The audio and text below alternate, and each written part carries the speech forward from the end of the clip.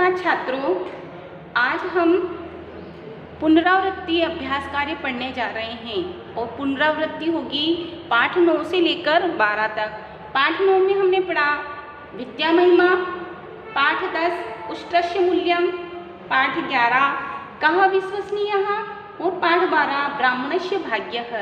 इन 4 पाठ का पुनरावृत्ति अभ्यास कार्य हम पढ़ रहे हैं।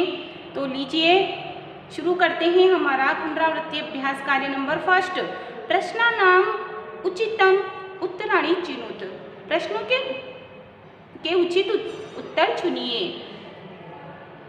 का चोरः किं चोरितुं समर्थः न भवति। चोर क्या चोरने में समर्थ नहीं होता है या क्या चुराने में समर्थ नहीं होता है। तो यह जो क्वेश्चन है यह विद्या महिमा से लिया गया है। तो चोर क्या नहीं चुरा सकता है, धन या विद्या को। तो चोर जो है विद्या को नहीं चुरा सकता है, धन तो चुरा सकता है। तो हमारा राइट आंसर होगा विद्या को। ख के भूमौ भारभूताः भवन्ति। कौन भूमि पर भार होते हैं। विद्याहीनः विद्या से रहित और प्रज्ञाहीनः प्रज्ञा से रहित।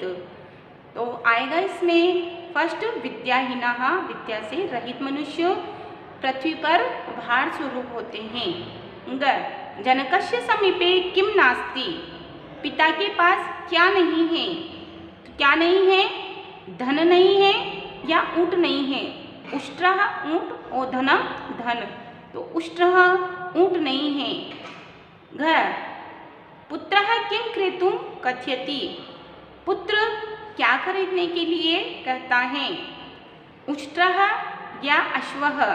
तो उष्ट्रः ऊँट खरीदने के लिए कहता है, क्योंकि वह बाजार में निकलते हैं तो एक आदमी ऊँट बेचता रहता है। तो उनकी आवाज़ सुनकर के पुत्र अपने पिता से वह ऊँट खरीदने के लिए कहता है। तो यह पाठ उष्ट्रस्य मूल्यम से लिया गया है। और पहला और दूसरा जो क्वेश्चन था यह दोनों ही विद्या महिमा पाठ से लिया गया है। और ग और घ ये दोनों ही उष्ट्रस्य मूल्यम इससे लिए गए क्वेश्चन हैं। ग ब्राह्मणः कुत्र प्राणिनः अपश्यत्। ब्राह्मण ने प्राणी को कहाँ देखा। तो यह है कक्षे या कूपे। किसमें देखा उसने, कूपे। यह जो क्वेश्चन है यह लिया गया है कः विश्वसनीयः। विश्वास करने योग्य कौन है। जब ब्राह्मण वन में जाता है तो वन में वह एक कुआं दिखाई देता है और कुएं में देखता है तो उसे प्राणी दिखाई देते हैं उस कुएं के अंदर। तो यहाँ पर आएगा प्राणिनः। तो कहाँ, कुएं में। तो राइट आंसर होगा कूपे, कुएं में। च कः ब्राह्मणस्य हानि न करिष्यति। कौन ब्राह्मण की हानि नहीं करेगा, व्याघ्रः या सर्पः। तो राइट आंसर होगा इसका व्याघ्रः, बाघ। ब्राह्मणः कस्य परीक्षा कर्तुं वाञ्छति स्म। ब्राह्मण किसकी परीक्षा करने की इच्छा करता है या किसकी परीक्षा करना चाहता है, वानरस्य या व्याघ्रस्य। तो राइट आंसर होगा व्याघ्रस्य, बाघ की। ज राजा ब्राह्मणं किं दत्त्वा प्रेषितः। राजा ने ब्राह्मण को क्या देकर भेजा, फलानी या धनम। राइट आंसर होगा फलानी, फल। न्य कारागारे तस्य सहायकः कः अभवत्। जेल में उसका सहायक कौन हुआ, सर्पः या स्वर्णकारः।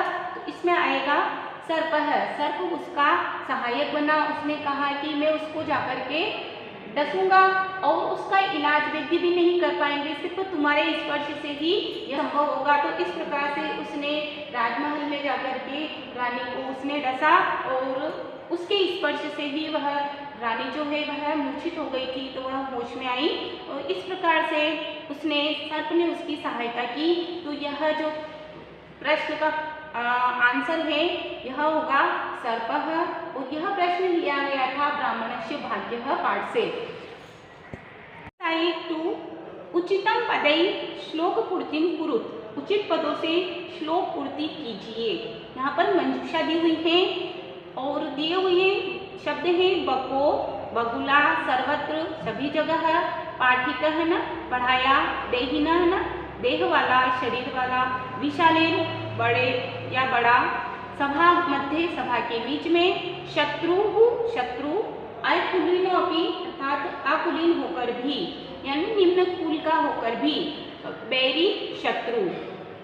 क किम कुलेन विशालेन विद्यायनस्य देहिनः। यह श्लोक अधूरा है। इस श्लोक को हमें इस मंजूषा में दिए गए शब्दों से पूरा करना है।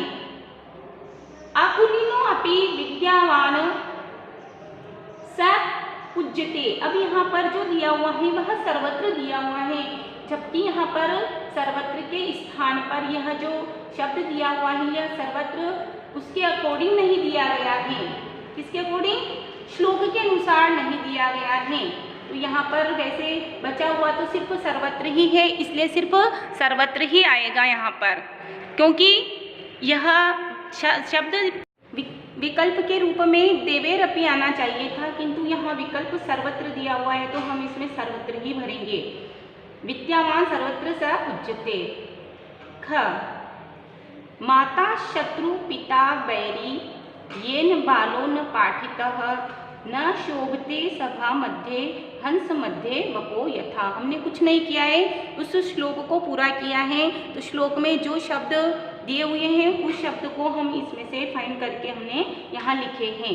एक्सरसाइज 3 उचितं विकल्पं चित्वा रिक्त स्थानानि पूरयत। उचित विकल्प चुनकर रिक्त स्थान की पूर्ति कीजिए। कह भोजनाय किंपि न आलभत या स्वीकरोत। तो यहाँ पर नहीं मिला और नहीं मिलने के लिए आता है आलभत। सह भोजनम भोजनाय किंपि न आलभत।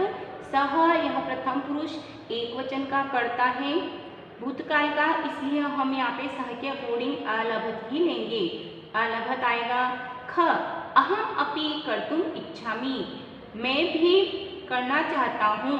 तो अहम जो है उत्तम पुरुष एक वचन का कर्ता पद है, तो क्रियापद हमें क्या आएगा इसमें? प्रत्युपकारः। प्रत्युपकारम कर्तुम इच्छामि। प्रत्युपकार का अर्थ होता है जो उपकार होता है उसके बदले में किया गया उपकार जो है प्रत्युपकार कहलाता है। तो प्रत्युपकारम। ये बालकान न पाठयति ते शत्रु भवति। वे सब क्या होते हैं? उनके तेषाम उनके शत्रु भवति न होता है। घर राजा कारागारे आक्षिपत।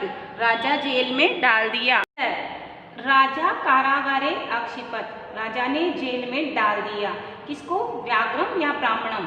तो ब्राह्मण को जेल में डाला, इसलिए आएगा यहाँ पे ब्राह्मणम। राजा ब्राह्मणम कारागारे आक्षिपत। अद्य मम समीपे रूप्यकाणि सन्ति। आज मेरे पास में रुपये हैं। कितने रुपये? 10 सहस्त्रकम या 50। यहाँ पे आएगा 10 सहस्त्र। आज मेरे पास 10,000 रुपये हैं।